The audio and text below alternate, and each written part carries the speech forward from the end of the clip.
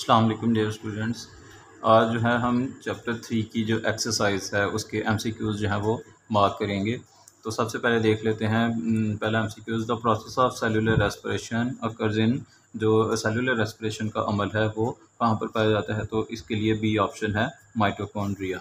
The second MCQs है the smooth endoplasmic reticulum is primarily involve in the synthesis of. जो smooth endoplasmic reticulum है वो किस चीज़ की फॉर्मेशन कर रही होती है?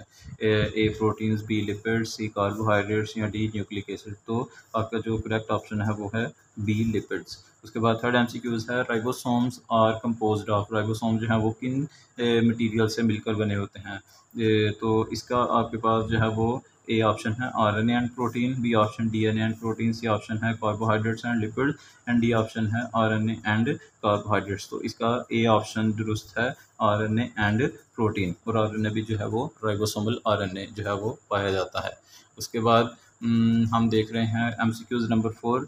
What is the primary function of ribosomes? के राइबोसोम्स का जो प्राइमरी फंक्शन है, क्या उनका जो बुनियादी काम है, क्या उनकी ड्यूटी है? ए है energy production, B protein synthesis, C lipid synthesis या डी डीएनए सिंथेसिस। तो इसका सेकंड ऑप्शन ट्रू है, प्रोटीन सिंथेसिस। इसके बाद फिफ्थ एमसीक्यूज है which cell organelle is involve in packaging and modifying the proteins. तो कौन सी सेल ऑर्गेनेल जो है वो प्रोटीन्स को उनकी जो है वो शेप को मॉडिफाई करती है, तब्दील करती है और उनकी जो है वो पैकेजिंग करती है? ए ऑप्शन है न्यूक्लियस, बी माइटोकॉन्ड्रिया, सी गोल्गी apparatus या डी एंडोप्लाज्मिक रेटिकुलम। तो आपके पास जो है वो करेक्ट ऑप्शन है सी ऑप्शन गोल्गी apparatus। उसके बाद जो है सिक्स्थ एमसीक्यूज है जिसमें पूछा गया है which cell organelle is responsible for breaking down the waste material. तो कौन सी ऑर्गेनेल जो है सेल के अंदर पाई जाती है जो कि वेस्ट मटेरियल को डिटॉक्सीफाई करती है, उसकी ब्रेक डाउन करती है? तो ऑप्शन ए है गोल्गी apparatus, बी न्यूक्लियस, सी माइटोकॉन्ड्रिया और डी लाइजोसोम्स। तो इसका जो राइट ऑप्शन है वो है लाइजोसोम्स। लाइजोसोम्स जो है वो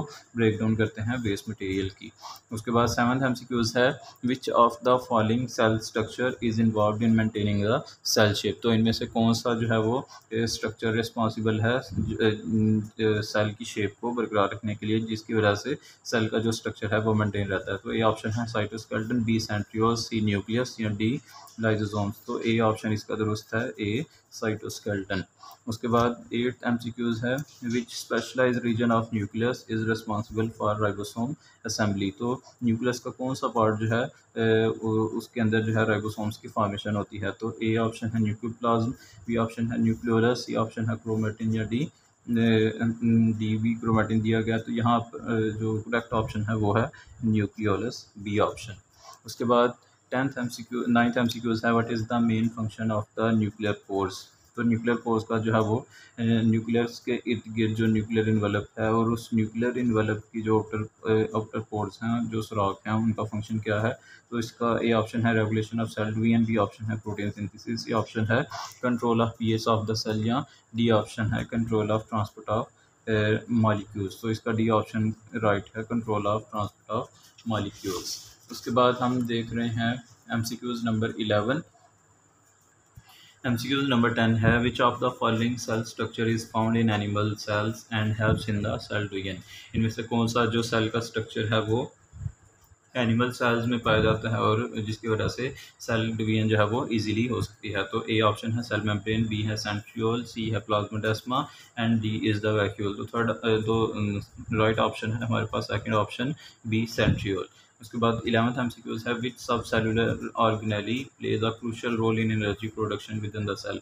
कौन सी जो ऑर्गेनेली है वो सेल के अंदर जो है वो मेजर रोल जो है वो किरदार अदा करती है जिससे सेल के अंदर एनर्जी प्रोड्यूस होती है? तो ए ऑप्शन है एंडोप्लाज्मिक रेटिकुलम, बी ऑप्शन है गोल्गी apparatus, सी ऑप्शन है माइटोकॉन्ड्रिया या डी ऑप्शन है लाइजोसोम्स। तो इसका जो राइट ऑप्शन है वो है सी माइटोकॉन्ड्रिया, जो कि फूड की ब्रेक डाउन करके एरोबिक रेस्पिरेशन के जरिए जो है वो एटीपी प्रोड्यूस कर रही होती है।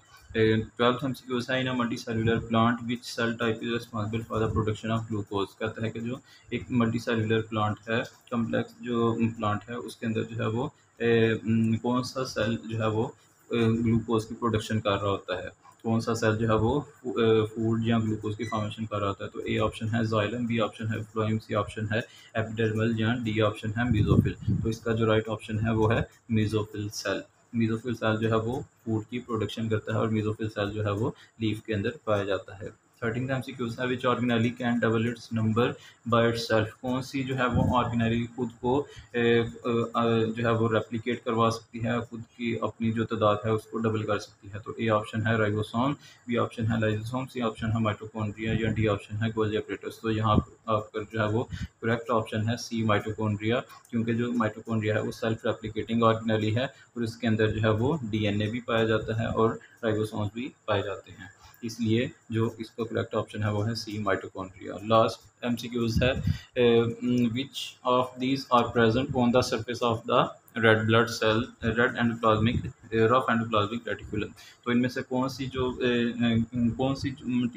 चीज़, कौन सा मटीरियल जो है वो रफ एंडोप्लाज्मिक रेटिकुलम की सरफेस के ऊपर जो है वो पाया जाता है। तो ए ऑप्शन है राइबोसोम्स, बी ऑप्शन है लाइसोसोम, सी ऑप्शन है माइटोकॉन्ड्रिया और डी ऑप्शन है वैक्यूल। तो आपका जो राइट ऑप्शन है वो है ऑप्शन ए राइबोसोम। राइबोसोम जो है वो एंडोप्लाज्मिक रेटिकुलम की सरफेस के साथ अटैच होते हैं और सरफेस के साथ अटैच होने के बाद जो एंडोप्लाज्मिक रेटिकुलम है उसको हम जो है वो रफ एंडोप्लाज्मिक रेटिकुलम का नाम देते हैं। Thank you.